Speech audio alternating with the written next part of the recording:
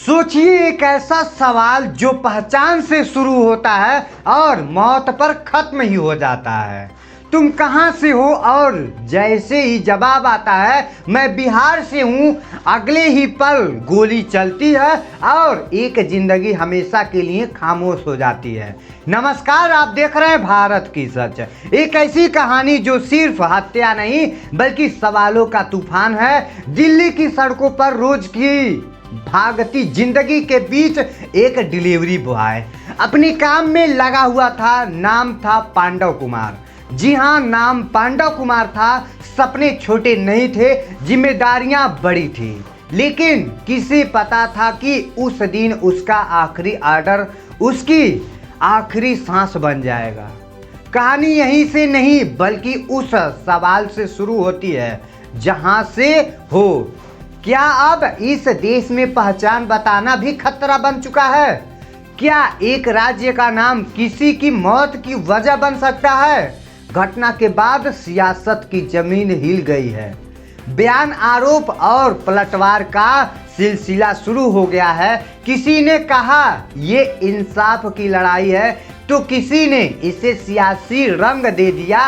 एक तरफ चिराग पासवान का गुस्सा जो साफ कह रहे हैं ये मामला यही नहीं रुकेगा, गृह मंत्री से बात होगी, न्याय लेकर रहेंगे हम, बिहारी चैन से सोने वाले अब नहीं हैं। एक की जिंदगी गई है, अब अगला नहीं जाना चाहिए। दूसरी तरफ जीतन राम मांझी का बयान, जिसने आग में घी डालने का काम किया। मार दिया तो मार दिया, कौन सी बड़ी बात किया, ये उनका शब्द है।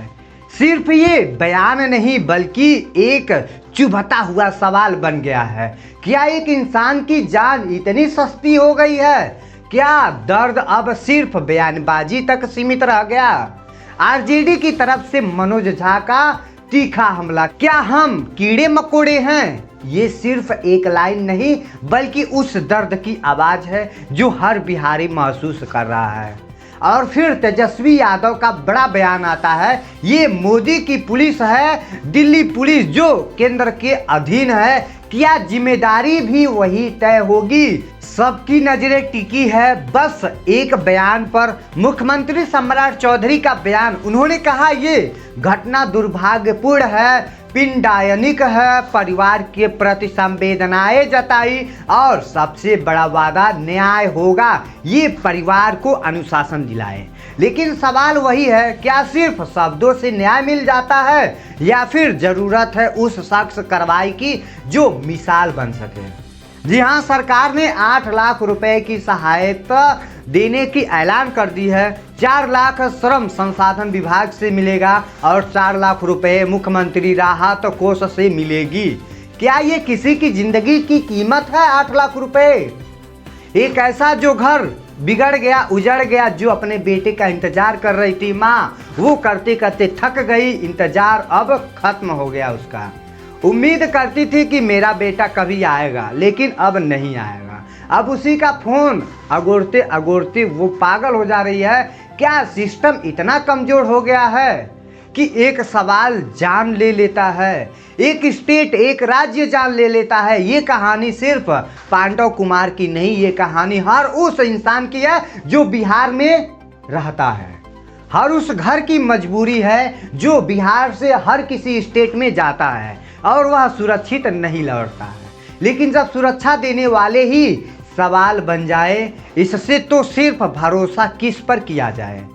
सियासी चरम पर है, बयानबाजी जारी है, लेकिन सच यही है कि एक घर उजड़ चुका है, एक सपना टूट चुका है और अंत में बस एक सवाल बचता है, क्या इस बार सच में न्याय होगा या फिर ये मामला भी खतरों का भीड़ में कहीं खो जाएगा? क्योंकि जब पहचान पर गोली चलने लगे तो समझ लीजिए खतरा सिर्फ एक इंसान की नहीं, पूरे समाज की है, पूरे बिहार राज्य की है। क्योंकि पूरे बिहार की जो श्रमिक है, जो मजदूर हैं, वो हर किसी स्टेट में जाते हैं, वो एक ही स्टेट में दिल्ली में नहीं रहते हैं, वो बेंगलोर में, हैदराबाद में, हर किसी स्टेट में जाते हैं। वो अपना रोजी रोटी के लिए वहाँ पर कुछ पैसे कमाते हैं। तो भाई ये तो खतरे की बात है। जब दिल्ली पुलिस वहां पर उसका एनकाउंटर में मार दिया, वो भी इतना ही पूछा कि भाई आप कहाँ से हो, और वह बोला, डिलीवरी बॉय बोला कि मैं बिहार से हूँ। इसके बाद तुरंत मार गिराया। तो यही है बिहार सरकार, और यही है दिल्ली सरकार, और यही है भाजपा सरकार, जो कि सख्त कार्रवाई करेगी। क्या करेगी अब ये तो प्रशासन ही बताएगा, ये अब सत्ता ही बताएगा बीजेपी की। इसी के साथ वीडियो को समाप्त करते हैं। जय हिंद, जय भारत।